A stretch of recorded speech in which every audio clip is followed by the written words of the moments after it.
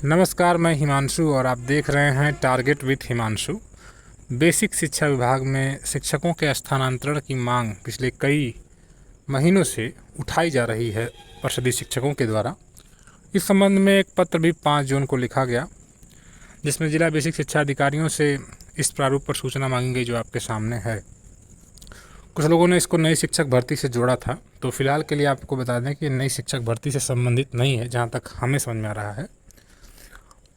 इसमें ग्रामीण क्षेत्रों में और नगरीय क्षेत्रों में अलग अलग पदों के हिसाब से संख्या और कार्यरत अध्यापक कितने हैं, कितने पद होने चाहिए और कितने कार्यरत हैं।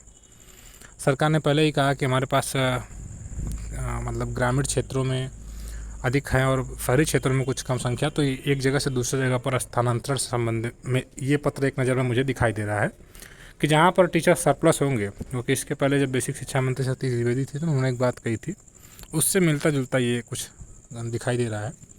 जहाँ पर अध्यापक सरप्लस हैं, जहाँ अधिक है, वहाँ से उन ब्लॉक में जहाँ टीचर्स की रिक्वायरमेंट ज़्यादा है वहाँ पर स्थानांतरण देखने को मिल सकता है।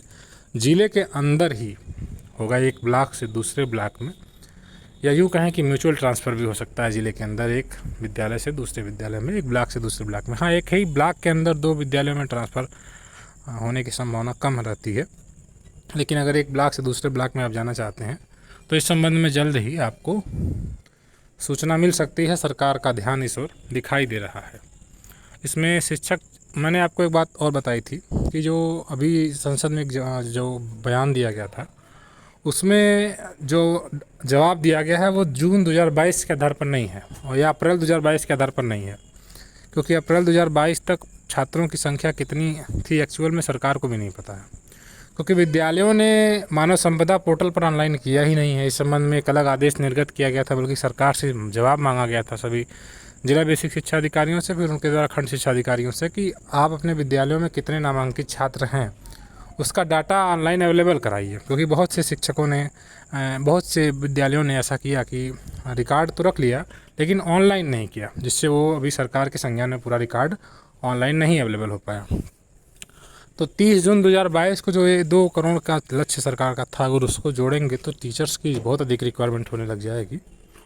और अभी तक मैं बताऊं आपको, तो अभी तक ये कार्य पूर्ण नहीं हो पाया है, क्योंकि अभी लगभग 10 दिन पहले एक बार फिर से सरकार ने रिवाइज करके एक आदेश जारी किया है कि आपको डाटा अवेलेबल कराना था मानव संपदा पोर्टल पर, जो प्रेरणा पोर्टल है बच्चों का, वहाँ पर आपने अभी नहीं कराया है, तो वो भी एक पत्र लिखा गया है। तो कहने का मतलब हर ओर से लापरवाही की जा रही है। जिले स्तर से सरकार तो अपनी ओर से जो कार्रवाई कर रही है, जो विद्यालयी स्तर से कार्य होना था वो भी लापरवाही की भेंट चढ़ रहा है और इससे एक्चुअल डाटा नहीं निकल पा रहा है, जिससे समस्या और गंभीर हो रही है।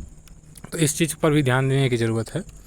जो रिक्वायरमेंट नए टीचर्स की होगी, तो वो ये जून 2000 या अप्रैल 2022 के आधार पर अगर छात्र संख्या अवेलेबल होती तो और अधिक टीचर्स, जो इन्होंने बैलेंस दिखाया था ना, वो बैलेंस नहीं हो पाएगा, क्योंकि इन्होंने करोड़ को जो 2 करोड़ का टारगेट दिया था उसमें काफ़ी संख्या में नए कैंडिडेट्स, नए स्टूडेंट्स को सभी टीचर्स ने जोड़ा था, लेकिन बस ये है कि उसको ऑनलाइन नहीं कर पाया, जिसकी वजह से पूरा डाटा अभी क्लियर नहीं हो पाया है। तो ये एक चीज़ सही करनी है, ताकि एक्चुअल डाटा कितना स्टूडेंट्स का है और कितने टीचर्स की रिक्वायरमेंट होगी या कितने टीचर्स हैं अभी कार्य कर रहे हैं, ये क्लियर होना चाहिए। तो जल्द एक्सपेक्टेशन है कि सभी परिषदीय शिक्षक या जो प्रधानाचार्य हैं, प्रधानाध्यापक सॉरी, वो इस डाटा को अवेलेबल कराएंगे, ठीक है, वेबसाइट पर, ताकि रिकॉर्ड सही हो जाए। जो नई शिक्षक भर्ती वाले अभ्यर्थी हैं उनके लिए ये इंपॉर्टेंट पॉइंट है कि जो बैलेंस उन्होंने दिखाया सरकार ने, वो पिछले साल का, जहाँ तक मुझे लगता है, ठीक है, रिकॉर्ड के अनुसार।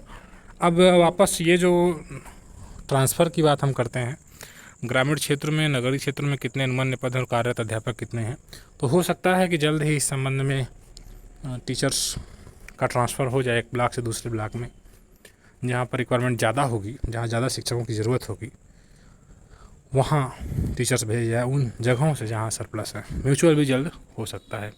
इस सब के अलावा एक महत्वपूर्ण आदेश ये भी है कि विजय किरण आनंद जी का वापस बेसिक शिक्षा विभाग में अब कार्य उनको दे दिया गया है। नवीन तैनाती आप देख रहे हैं।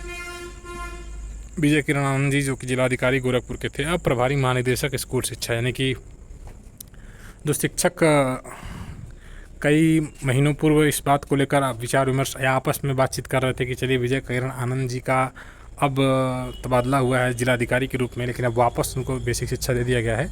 तो कहीं ना कहीं सरकार वापस से बेसिक शिक्षा में और अधिक ध्यान देने की जा रही है और इस वजह से इनको वापस लाई है। अब देखिए क्या होता है, जो भी महत्वपूर्ण चीज़ें हैं, लेकिन ये है कि जो प्रोग्रामिंग है और जो नए नए ट्रेनिंग्स हैं उनका दौर फिर शुरू होने वाला है और शिक्षकों को अपनी कमर कसनी होगी। ठीक है, तो बाकी जो भी महत्वपूर्ण अपडेट होगा इस चैनल से आपको लगातार डिलीवर किया जाता रहेगा।